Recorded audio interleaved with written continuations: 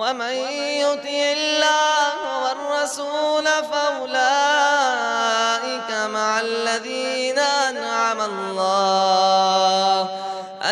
الله عليهم من النبيين والصديقين والشهداء والصالحين. السلام علیکم ورحمۃ اللہ وبرکاتہ۔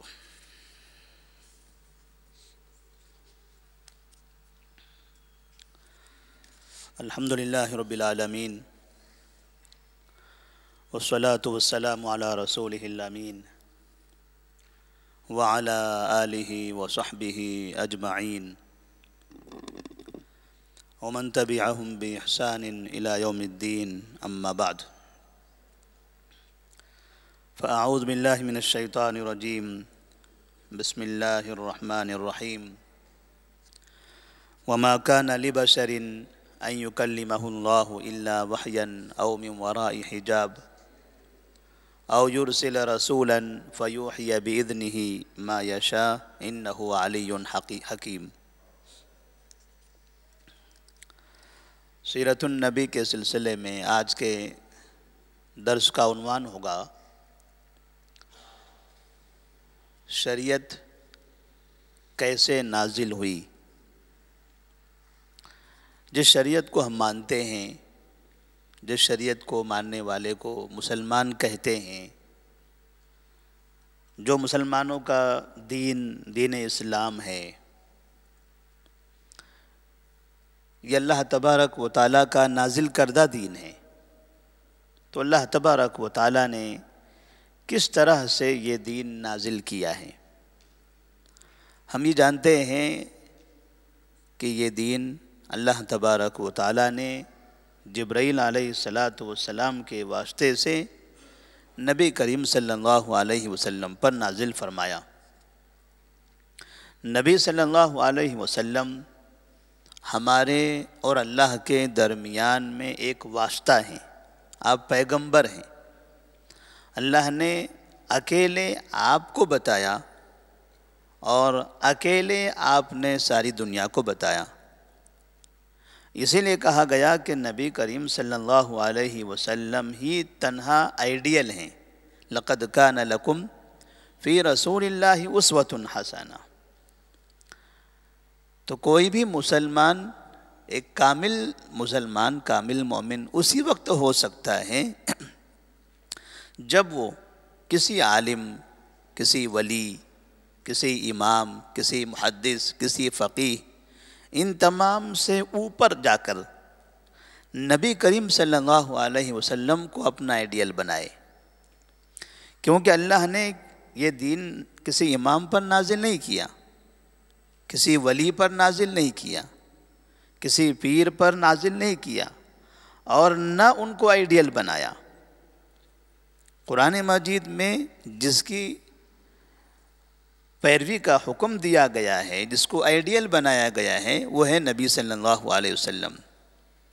تو اللہ تبارک و تعالیٰ نے نبی کریم صلی اللہ علیہ وسلم پر تقریباً 23 سال کے عرصے میں انسانی زندگی کے تمام مراحل اور رہتی دنیا تک تمام زمانے کے تمام مسائل نازل کر دیے، صرف 23 سال کے عرصے میں۔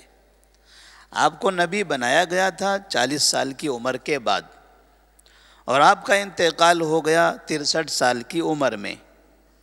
اس طرح سے نبوت کا زمانہ صرف 23 سال رہا۔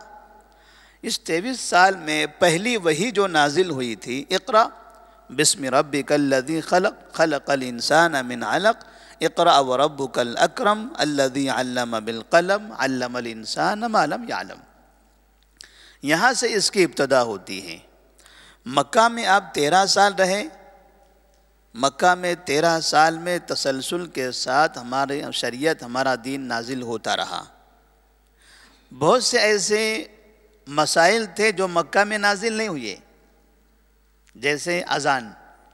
آج جو ہم اذان دیتے ہیں، مغرب میں اذان ہوئی، کیا یہ پہلے اذان مکہ میں ہوا کرتی تھی؟ نہیں ہوتی تھی۔ جس وقت 13 سال آپ مکہ میں رہیں تو مکہ میں اذان نہیں ہوتی تھی، کیونکہ اذان کا جو معاملہ ہے، اذان کا جو فرمان ہے، اذان کی جو مشروعیت ہے، یہ مدینہ میں نازل ہوئی ہے۔ اللہ تبارک و تعالیٰ نے یہ آپ کو مدینہ میں عطا فرمایا۔ 5 وقت کی نمازیں، یہ جب آپ صلی اللہ علیہ وسلم معراج کے واقعے میں آسمان پر گئے تب یہ نمازیں عطا کی گئی۔ اس کا مطلب یہ ہوا کہ معراج کے واقعے سے پہلے، یعنی تقریباً 11 سال یا 12 سال تک، نبی بنائے جانے کے 12 سال تک مکہ میں 5 وقت کی نمازیں نہیں تھی۔ جب آپ کو معراج ہوئی، 5 وقت کی نمازیں آپ کو عطا کی گئی، اس کے بعد سے پھر مکہ کا کچھ حصہ اور بعد میں مدنی زندگی، 10 سالہ زندگی، آپ برابر 5 وقت کی نمازیں پڑھتے رہیں، پڑھاتے رہیں، صحابہ پڑھتے رہیں، اور وہاں سے آج تک ہم 5 وقت کی نمازیں پڑھ رہے ہیں۔ ایسے ہی زکوٰۃ، مسلمانوں پر جو زکوٰۃ فرض ہے، یہ مکہ میں اس کی فرضیت نہیں ہوئی، یہ حکم مدینہ میں نازل ہوا۔ روزہ رمضان کا یہ بھی مدینہ میں نازل ہوا ہے۔ تو اس طرح سے تقریباً 23 سال کا عرصہ لگا ہے پوری شریعت بننے میں، شریعت کے تمام مسائل کی تکمیل میں۔ اور جب شریعت کے تمام مسائل کی تکمیل ہو گئی تو اللہ نے فرمایا الیوم اکملت لکم دینکم، اب میں نے آج تمہارے لیے تمہارا دین مکمل کر دیا، دین مکمل کر دیا۔ صحابہ نے پوچھا یا رسول اللہ صلی اللہ علیہ وسلم، اگر آپ کا انتقال ہو گیا، آپ کے انتقال کے بعد ہمارے سامنے کوئی حادثہ، کوئی مسئلہ درپیش ہوا تو ہم اپنے اس مسئلے کا حل کہاں تلاش کریں؟ تو آپ نے فرمایا ترکت فیکم امرین، میں نے تمہارے درمیان 2 چیزیں چھوڑ دی ہیں۔ میں چلا بھی گیا اس دنیا سے تو دین نہیں جائے گا، شریعت نہیں جائے گی، میرا انتقال ہوگا لیکن نبوت میری باقی رہے گی، میری نبوت باقی رہے گی۔ اور اللہ نے جو مجھ پر دین نازل کیا تھا 23 سال کے عرصے میں، یہ پورا کا پورا دین باقی رہے گا۔ ترکت فیکم امرین لن تضلوا ما ان تمسکتم بہما کتاب اللہ و سنتی، جب تک کہ تم ان دونوں چیزوں پر عمل کرو گے، اسے پڑھو گے، اس کی پابندی کرو گے، اس کو تھام کر رکھو گے، کبھی گمراہ نہیں ہوگے۔ کیا ہیں وہ 2 چیزیں؟ کتاب اللہ اور سنت رسول۔ مطلب آپ نے یہ بتا دیا کہ پورا دین ہمارا کیا ہے؟ کتاب اللہ اور سنت رسول ہے۔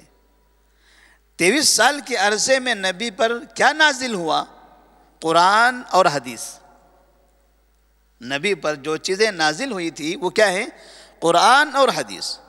یہ 2 چیزیں نازل ہوئی اور آپ نے کہا یہ آسمانی ہیں، قرآن بھی آسمانی ہے، حدیث بھی آسمانی ہے، دونوں اللہ کی جانب سے ہیں۔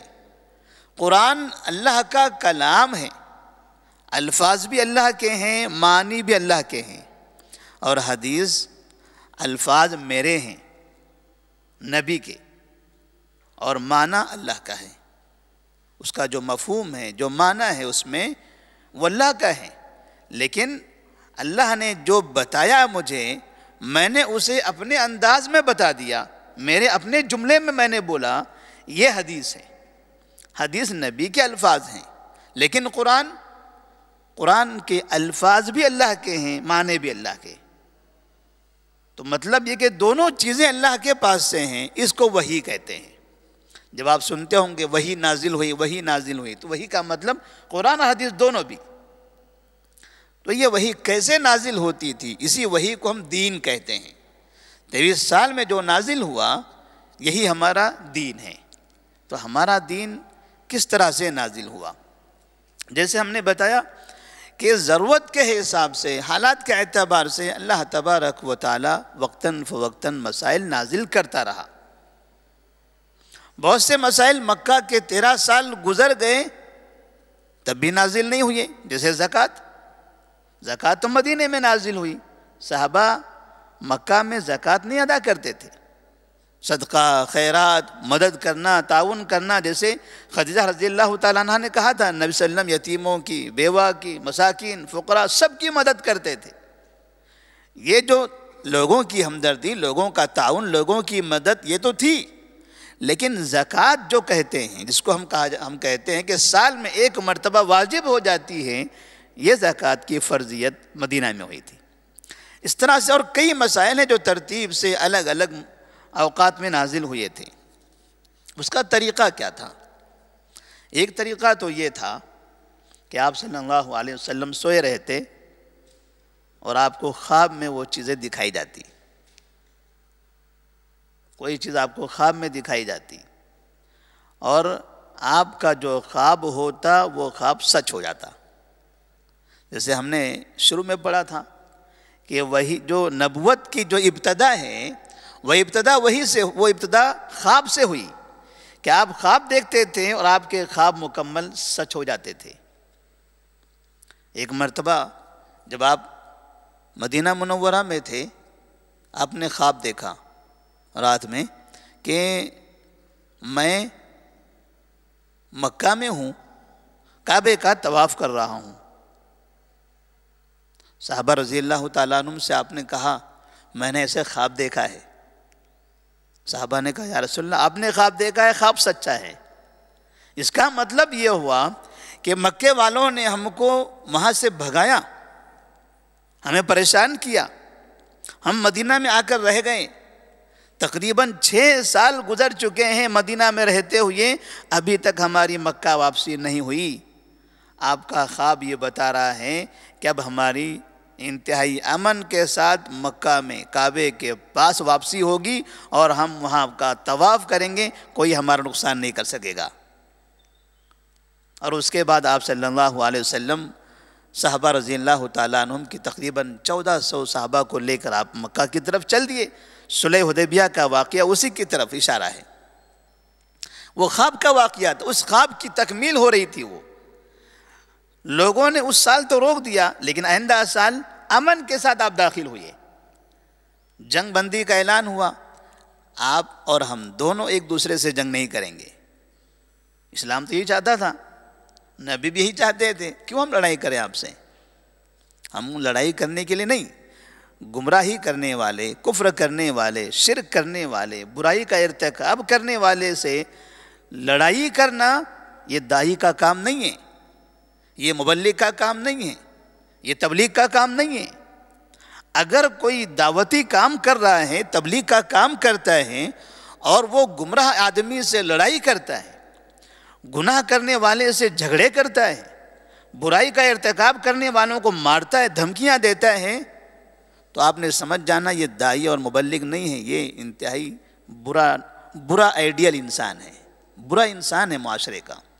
یہ دین کو برباد کرنے والا، بدنام کرنے والا آدمی ہے. کب نبی نے کسی برے انسان کو مارا تھا دعوت دیتے ہوئے؟ کوئی ایک واقعہ ہے زندگی کا؟ کبھی نہیں. ایسے واقعات بہت ہیں کہ آپ نے دعوت دی، لوگوں نے آپ کو مارا، لیکن کسی شرک کرنے والے کو آپ نے مارا ہو، شراب پینے والے کو آپ نے سزائیں، آپ نے اس کی پٹائی کی ہو، کبھی نہیں. آپ دعوت دیتے تھے حکمت کے ساتھ، محبت کے ساتھ، موعظت کے ساتھ.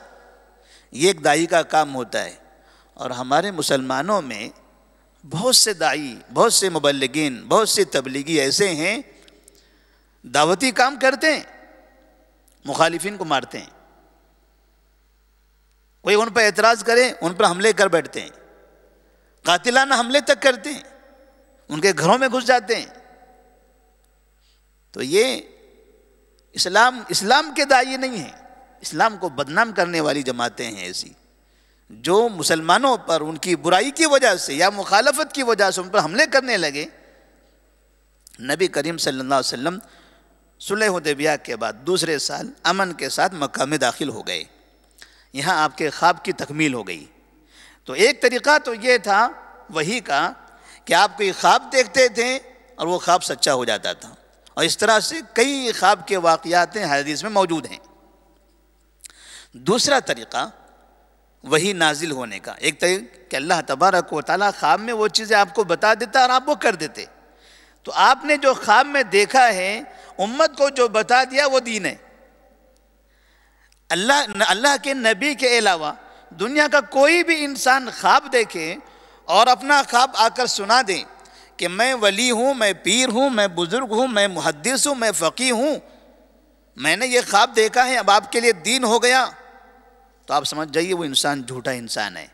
جیسے شاید آپ لوگوں کو یاد ہوگا مدینہ منورہ کی جانب سے ایک منسوب ایک پیپر تقسیم ہوا کرتا تھا، احمد نامی ایک بزرگ کا. مدینہ میں ایک بزرگ تھے، احمد نام تھا، مسجد نبی میں نبی کے قبر کے بازو میں بیٹھے ہوئے تھے. اچانک آنکھ لگی، انہوں نے خواب دیکھا. خواب میں لوگوں کو نماز پڑھنا ہے، فلاں کام کرنے ہیں، یہ نیک کام کرنے ہیں، یہ برائی سے رکنا ہے، یعنی اس طرح کی بہت سی باتیں ہیں. اور آخر میں لکھا تھا کہ جو اس کا انکار کرا، جس نے انکار کیا اس کا نقصان ہو جائے گا، اس کی تجارت میں گھاٹا ہوگا، گھر میں فلاں کی موت ہو جائے گی، اور جو شخص اس کو 10 لوگوں میں پہنچائے گا، 40 لوگوں میں پہنچائے گا. پہلے تو پیپر تقسیم کرنے کا تھا، اب تو واٹس ایپ والا معاملہ آ گیا. جو شیئر کرے گا، پہلے کہتے جو زراس کر کے تقسیم کرے گا اس کا یہ فائدہ ہوگا. اب وہ احمد نامی شخص ایک نئے طریقے میں آ گئے کہ اب جو واٹس ایپ پہ شیئر کرے گا، فیس بک پہ لائک اور سبسکرائب کرے گا، اس کو اتنا ملے گا. یہ سب جھوٹے لوگ ہیں. کسی بھی مسلمان کا خواب دین نہیں ہے. ایک ہی شخص کا خواب دین ہے. وہ کیا ہے؟ وہ کون ہے؟ نبی صلی اللہ علیہ وسلم. کوئی بزرگ کہے کہ میں نے خواب دیکھا ہے، چلیے ایک بزرگ شخص ہیں، مشہور ہے ہندوستان کے، ہم نام لینا نہیں چاہتے. انہوں نے ایک خواب دیکھا کہ میں نے خواب دیکھا ہے کہ میں 20 رکعت تراویح پڑھ رہا ہوں. تو ان کے چاہنے والوں نے کہا اس کا مطلب یہ ہوا کہ پھر جو حدیث میں 8 رکعت تراویح ہے وہ غلط ہے. آپ نے خواب دیکھا ہے 20 رکعت ہی صحیح ہے، حدیث کی 8 رکعت غلط ہے. کسی کا خواب دین نہیں ہے. دین کے معاملے میں اگر آپ خواب دیکھو گے تو وہ آپ کی باتیں، کوئی نیک کام کے بارے میں خواب دیکھو گے. آپ نے خواب دیکھا کہ میں صدقہ کر رہا ہوں، ٹھیک ہے صدقہ کر دیجیے. آپ نے یہ خواب دیکھا ہے کہ میں لوگوں کو کھانا کھلا رہا ہوں، ٹھیک ہے آپ کھانا کھلا دیجیے. لیکن اگر آپ یہ کہتے ہیں کہ میرا یہ کام دین ہے، آپ سب لوگ اس پر عمل کیجئے، تو ہم کہیں گے دین نہیں ہے. دین وہ ہے جو نبی نے بتا دیا، نبی نے خواب میں دیکھا. تو اس طرح سے کبھی کبھار آپ پر خواب کے ذریعے شریعت نازل ہوتی تھی، لیکن زیادہ نہیں. ایسے معاملات کم ہیں. دوسری شکل یہ تھی کہ اللہ تبارک و تعالی بلا کسی واسطے کے آپ سے ہم کلام ہوتا. وَكَلَّمَ اللَّهُ مُوسَى تَكْلِيمًا، قرآن مجید میں ہے اللہ تبارک و تعالیٰ نے موسیٰ علیہ السلام سے بات کیا. جب کوہ طور پر گئے تھے تو اللہ تبارک و تعالیٰ انبیاء سے کبھی کبھار بلا کسی واسطے کے بات بھی کرتا تھا. نبی کریم صلی اللہ علیہ وسلم جس وقت معراج میں گئے، فرشتے جبرائیل علیہ السلام ساتھ میں تھے. پہلے آسمان پر ساتھ میں رہے، دوسرے آسمان پر، تیسرے آسمان، 7ویں آسمان پر ساتھ میں رہے، اور ایک مقام تک پہنچنے کے بعد وہ پیچھے ہٹ گئے. جبرائیل علیہ السلام نے کہا اب اس کے آگے ہمارا داخلہ نہیں ہے، ہم آگے نہیں جا سکتے اب. اور اس جگہ پر اللہ تبارک و تعالیٰ نے نبی کریم صلی اللہ علیہ وسلم کو بغیر کسی فرشتے کے واسطے سے بات کر کے 5 وقت کی نمازیں عطا فرمائی تھی. جو 5 وقت کی نمازیں عطا کی گئیں، درمیان میں کوئی فرشتہ نہیں تھا، سیدھے اللہ تعالیٰ سے آپ بات کر رہے تھے. قرآن مجید فرماتا ہے وَمَا كَانَ لِبَشَرٍ أَن يُكَلِّمَهُ اللَّهُ إِلَّا وَحْيًا أَوْ مِن وَرَاءِ حِجَابٍ. اللہ تبارک و تعالیٰ کبھی بات کرتا ہے تو کبھی دل میں بات ڈالتا ہے تو کبھی پردے کے پیچھے سے بات کرتا ہے. وہاں جو بات چیت ہوئی تھی وہ آمنے سامنے نہیں، ایسے نہیں کہ نبی آپ کو اللہ کو دیکھ رہے ہیں، نہیں، نبی نے دیکھا نہیں، اللہ تعالیٰ نے آپ سے گفتگو کی. اور اللہ کا ہم کلام ہونا، اللہ سے بات ہونا، یہ صرف انبیاء کے ساتھ ہوتا ہے، یہ صرف انبیاء کے ساتھ ہوتا ہے.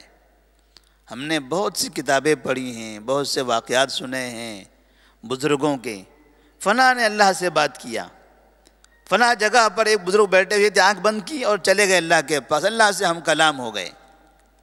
ایسے ایسے واقعات لوگ بیان کرتے ہیں کہ فجر کی نماز رات میں ہندوستان میں سوتے تھے، فجر کی نماز جا کر کعبے میں پڑھ کر آ جاتے تھے۔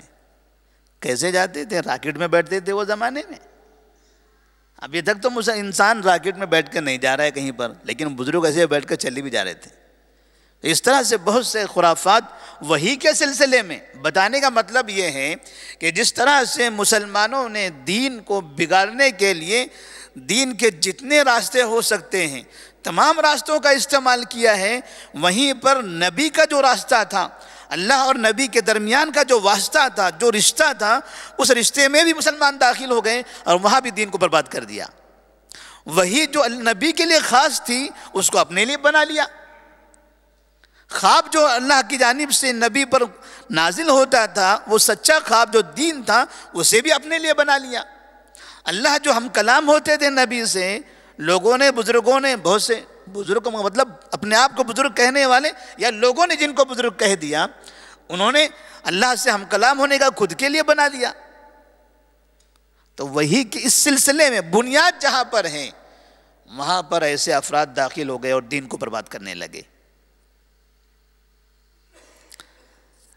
اس کے علاوہ تیسری چیز، ایک تو اللہ سے ہم کلام ہونا، تیسری چیز فرشتے یعنی جبرائیل علیہ السلام سیدھے آپ کے پاس پہنچتے تھے اور آپ پر وحی نازل کر دیتے تھے، دین، قرآن مجید بھی اور حدیث بھی۔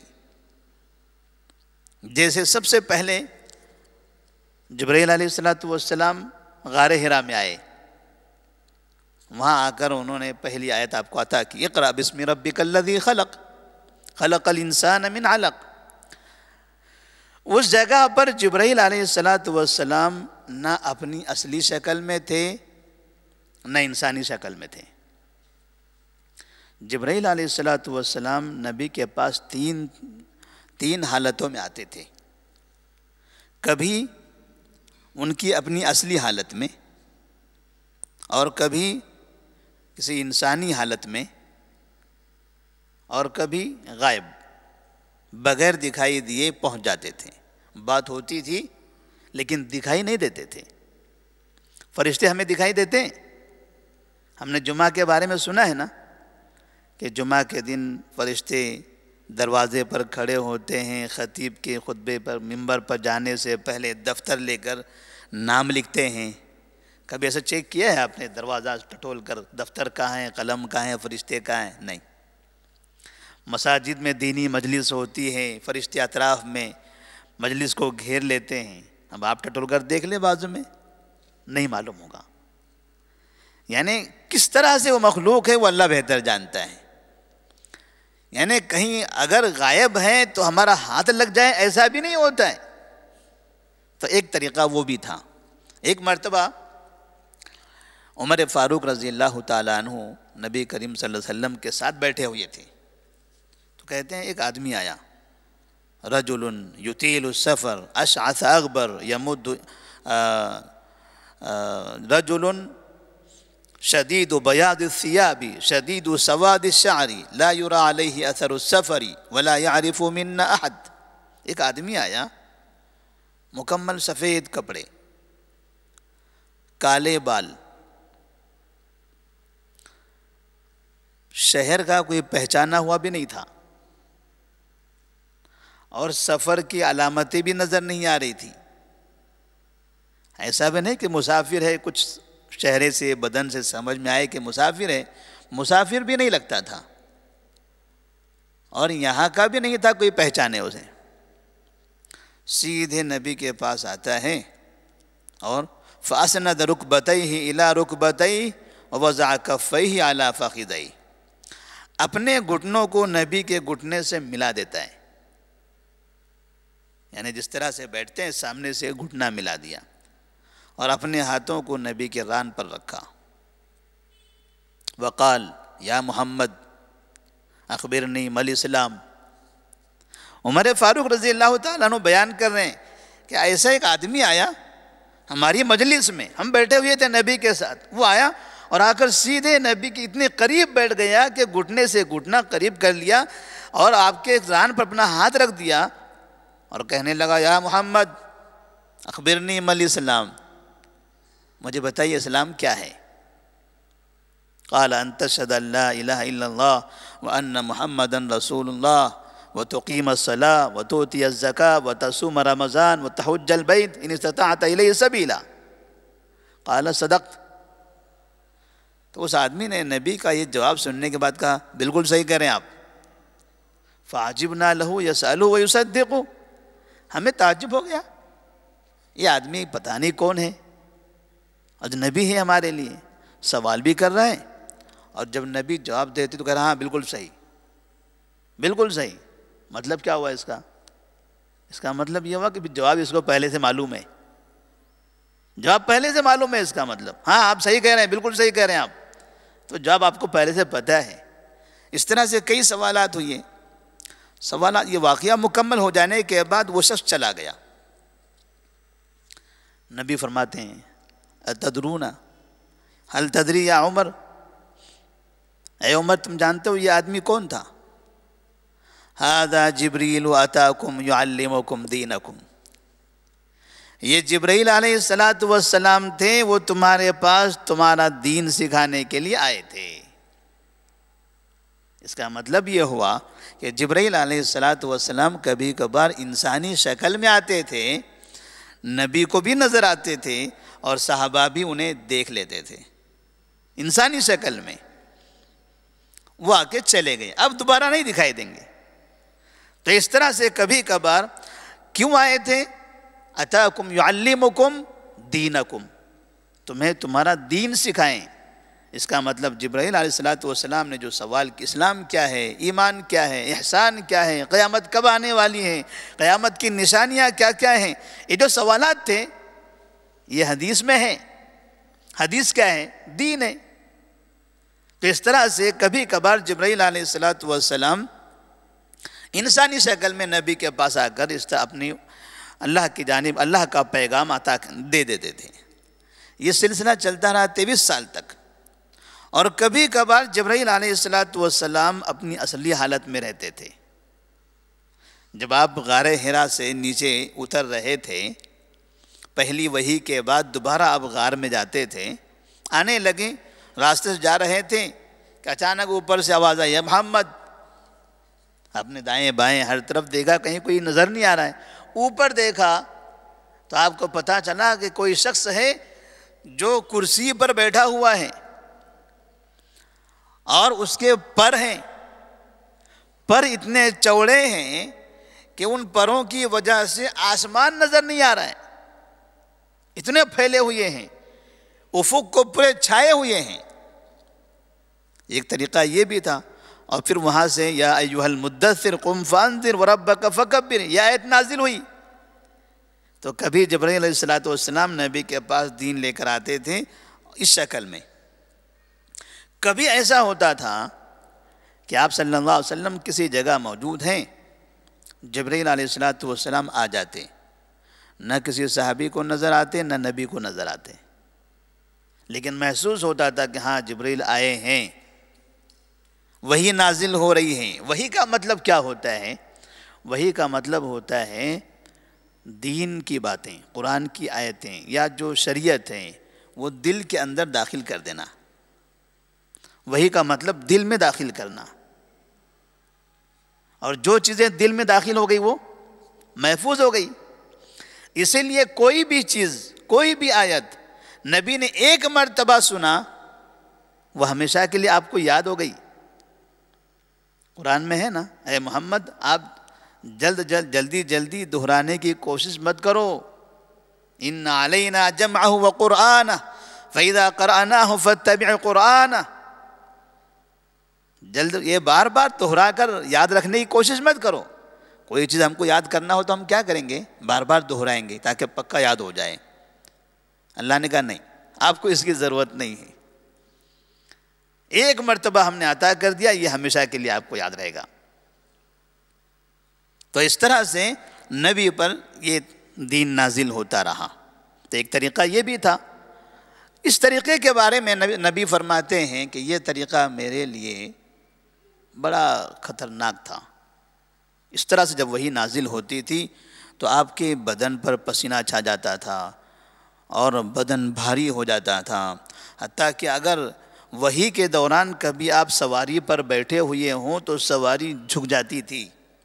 اگر آپ کا پیر یا آپ کا ران یا ہاتھ کسی صحابی پر ہوتا تھا، اس درمیان وہ وحی نازل ہوتی تھی تو ان کے ہاتھ اور پیر کے وزن کی وجہ سے وہ صحابی پریشان ہو جاتے تھے.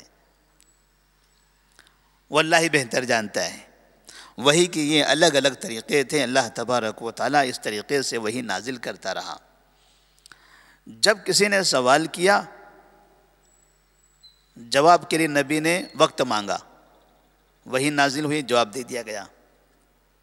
جب کوئی حادثہ پیش آیا، اس حادثے کے حل کے لیے، اس کا نتیجہ بتلانے کے لیے، اس کا حکم بیان کرنے کے لیے اللہ نے فوراً وحی نازل کر دیا، آپ نے بتا دیا. کوئی حادثہ پیش نہیں آیا، کسی نے کوئی سوال نہیں کیا، پھر بھی آپ پر کبھی عام مسائل بیان کرنے کے لیے وحی نازل ہوئی. جیسے مثال کے طور پر ابھی ہم یہ درس دے رہے ہیں، کسی نے کوئی سوال نہیں کیا ہم سے، کسی نے یہ نہیں پوچھا وحی کیسے کیسے نازل ہوتی ہے. نہ ہمارے پاس ایسا کوئی واقعہ پیش آیا کہ وحی کے بارے میں کسی نے آپس میں اختلاف کیا ہو اور چلیے معلوم کرتے ہیں صحیح کیا ہے. کچھ بھی نہیں ہوا تھا، ہم اپنی طرف سے بتا رہے ہیں. علم اس طرح سے ہوتا ہے، کبھی صاحب علم خود بتاتا ہے، کبھی سوال کرنے والے کے حساب سے جواب دیتا ہے، اور کبھی کوئی حادثہ پیش آ جائے تو اس حادثے کے حساب سے ہمارے ممبروں پر دروس میں اس پر خطبے ہوتے ہیں، درس ہوتے ہیں. حادثہ کہاں ہوا؟ کسی اور جگہ ہوا ہے، لیکن لوگ بس چاہتے ہیں کہ اس کی حقیقت کیا ہے. تو ہمارے لیے ضروری ہوتا ہے کہ اس حق کی حقیقت کا انکشاف ہو، وہ حقیقت بتائی جائے. تو نبی صلی اللہ علیہ وسلم پر بھی اس طرح سے، اس طریقے سے وحی نازل ہوا کرتی تھی. اللہ سے دعا ہے کہ اللہ تبارک و تعالی ہمیں نبی صلی اللہ علیہ وسلم پر جو اللہ کی جانب سے دین نازل ہوا ہے اس دین پر مکمل طور پر صحیح طرح سے عمل کرنے کی توفیق عطا فرمائے اور اس شریعت کی، اس دین کی حفاظت کرنے کی توفیق دے. السلام علیکم ورحمۃ اللہ وبرکاتہ.